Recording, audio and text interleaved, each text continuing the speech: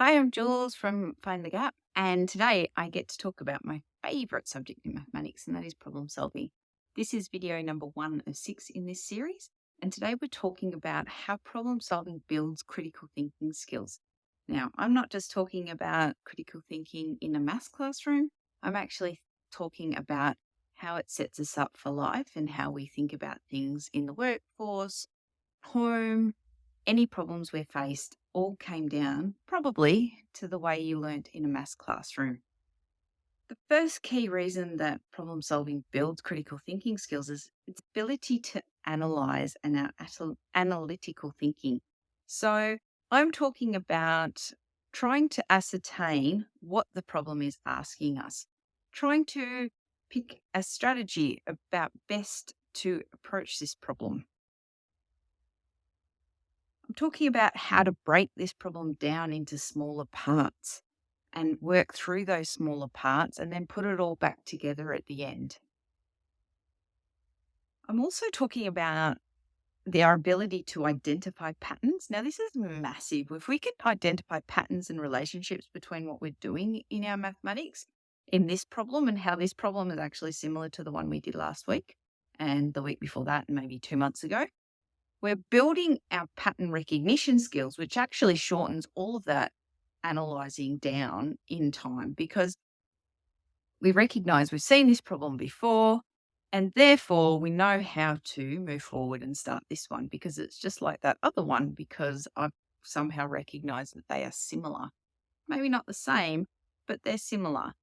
So how we do this normally is we will give a problem. That first problem may take an hour, it may take 2 hours, but we set kids up to work through the struggle of trying things and working things out. And there's a whole lot of stuff that plays out. When you set problem solving up properly, kids show you everything, how they're processing, how they're thinking, how anxious they are, what strategies they have, what strategies they don't have, how they struggle. Do they demonstrate things called learnt helplessness where they just can't do it because you're not there sitting beside them? They don't actually have the confidence to do it themselves.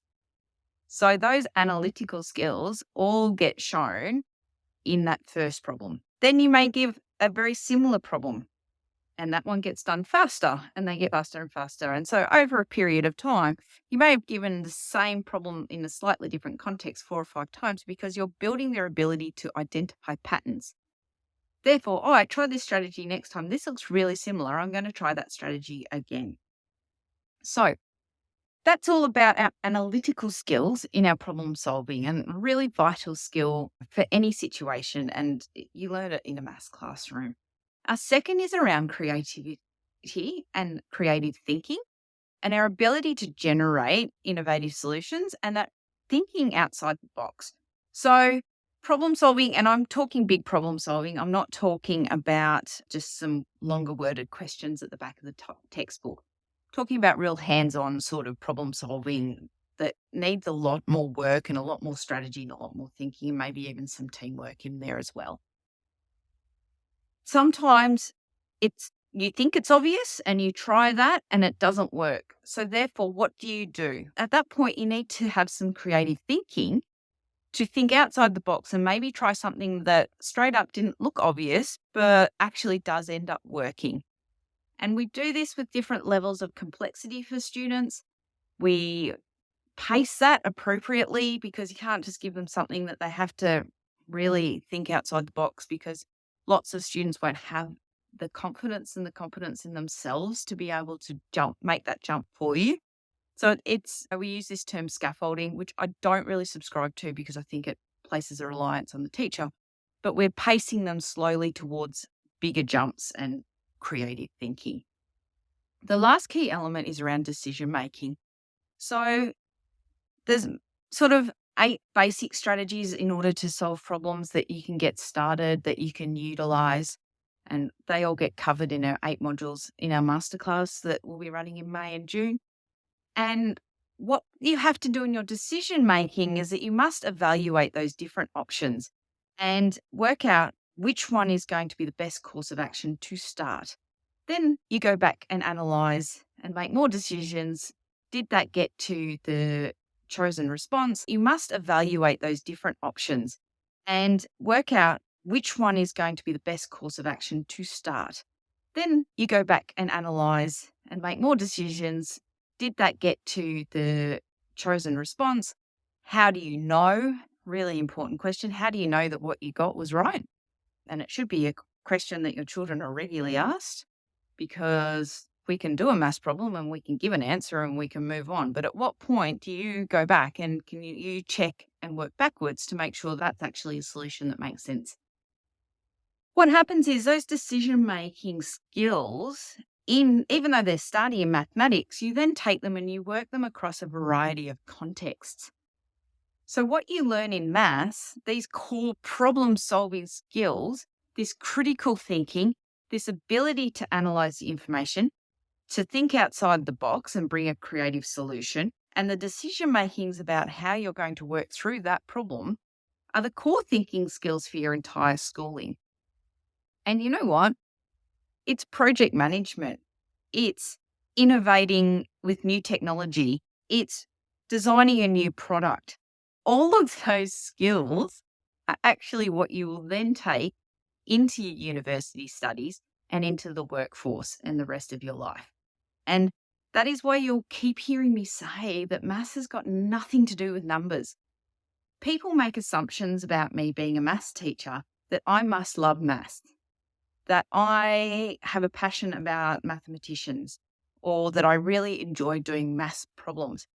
Actually don't. And the reason I got into teaching and the reason I got into teaching maths and specifics is it's all this other stuff. It's all the mindset.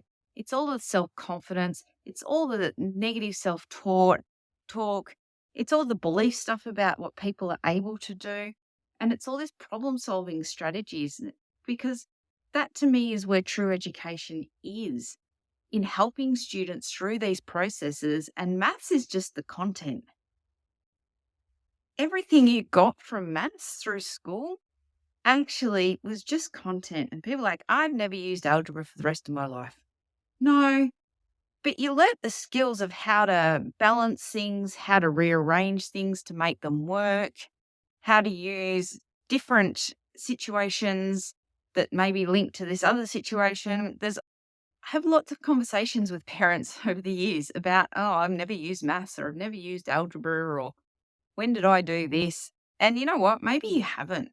But these core skills underneath, the way you approach those problems, how you solve these problems, how you analyze if those problems were correct or they're not correct, they're those core skills from mathematics that you take through. And so it really does affect me when I see people going, oh, maths content, don't worry about it, and this and that, and move forward.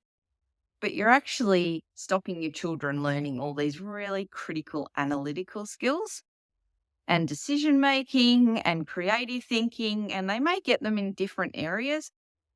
But mathematics is a really good way to start pushing the boundary and seeing how they learn, seeing what they do under stress of a challenge. And one of the big things that we fight through with teenagers especially is this idea of learnt helplessness. And problem solving actually undoes the belief that I can't do it. I need you sitting beside me. You're not helping me.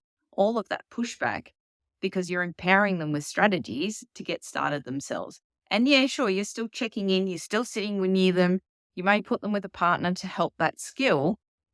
But ultimately, through problem solving, you're actually breaking that belief that they need you to do it for them. And learned helplessness is massive, especially when you hit that transition between primary school and secondary school. It can be really bad because they've got to build a new relationship with a teacher they only see 5 or 6 sessions a week. And we have a huge jump in curriculum. You see it again in year 9, because the jump from year 8 to year 9 and 10 is really significant, because you've got pressure from the VCE teachers pushing down. And therefore, those teachers in those year levels have to get them ready in order to be in a VCE classroom.